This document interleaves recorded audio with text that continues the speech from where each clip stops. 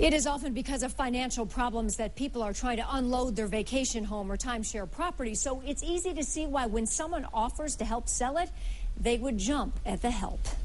Patricia and Art are timeshare owners facing similar ordeals, and they both say the craziness all started with a phone call and a promise. They guarantee that they will sell your timeshare for you. They'd say, well, we hear you got a timeshare for sale. We have a buyer for you. And both were asked to do the same thing. They wouldn't do anything unless you gave them the money up front. They want money up front off of a credit card. That is a huge red flag, according to the Better Business Bureau.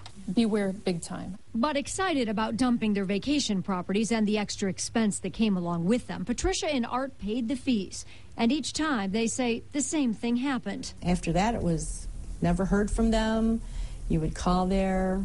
They would not answer the phone. They just took my money and claimed they would sell the timeshare, and they haven't done anything. The Better Business Bureau says they were targets of one of the top scams operating in the country. When you talk about the total market, you're talking millions. Melanie Ducanel is the president of our local BBB. The agency has been flooded with complaints from people all over the country, timeshare owners saying the same thing as Art and Patricia.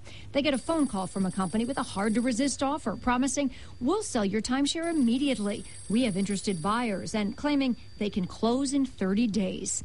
The Better Business Bureau says once timeshare owners pay the fee, they never hear from the companies again, and their properties certainly aren't sold. That's what happened to Art and Patricia. Months went by. Their phone calls went unanswered. Their emails were not returned. I got nothing for the money I spent. The BBB says others have been conned into turning over their certificate of ownership to the scammer. Which now the scammer can now replicate and try to sell it again, even though there really is no ownership by the scammer. And that leaves you without proof of ownership. So what do you do if you want to sell your timeshare? Well, the BBB recommends selling through your resort management company that oversees the property. There are also independent timeshare brokers, but just be sure to check them out first with the BBB. Or maybe the easiest and best way to sell, talk to friends and family to see if they're interested. As for Art, he was able to dispute one of the charges on his credit card, but he's still out a couple $1,000s, and Patricia is out $1,500.